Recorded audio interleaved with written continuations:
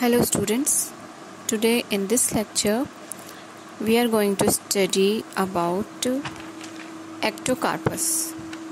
So ectocarpus belongs to the Phaeophyceae class, and in this lecture we will talk about their introduction, their occurrence, systematic position, their thallus structure, their cell structure, their growth, reproduction, in which we will study about asexual reproduction and sexual reproduction. Under asexual reproduction, we will talk about unilocular sporangia, plurilocular or neutral sporangia. Under sexual reproduction, we will talk about gametangia and gametes, their fertilization, germination of zygospores, and alternation generation. So let's begin with introduction. So there are 60 genera of brown algae found in order Ectocarpales, which found abundantly in cold seawater of temperate and polar region. Most of members are heterotrichous with a prostrate creeping disc, functions as holdfast, and an erect monosiphonous filamentous foliose system. They show trichothelic growth with intercalary divisions confined to certain areas in filament. Asexual reproduction is by zoospores, which are produced in uni or plurilocular sporangia. Sexual reproduction is isogamous, but in some species it is oogamous.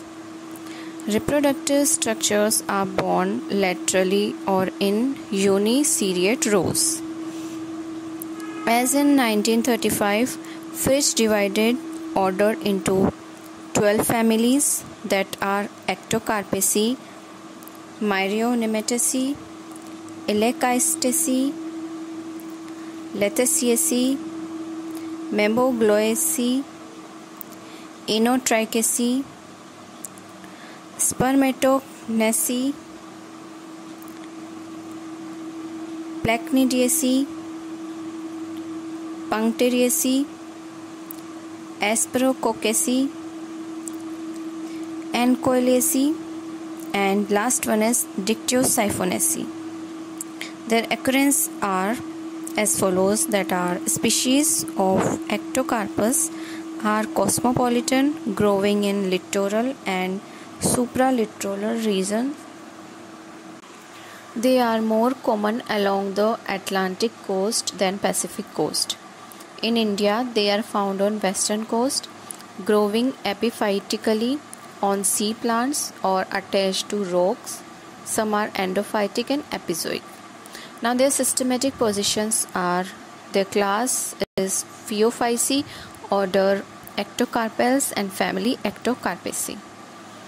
Now we are going to talk about their thallus structure. So their thallus structure is heterotrichous, differentiated into a prostrate rhizoidal system and an erect or projecting branched system. The prostrate system is creeping and branched, and the thallus remains attached to the substratum with the help of this system. It is more developed in attached forms than in free-floating species. In some species, rhizoidal part is epiphytic, that is, it grows within supporting plant.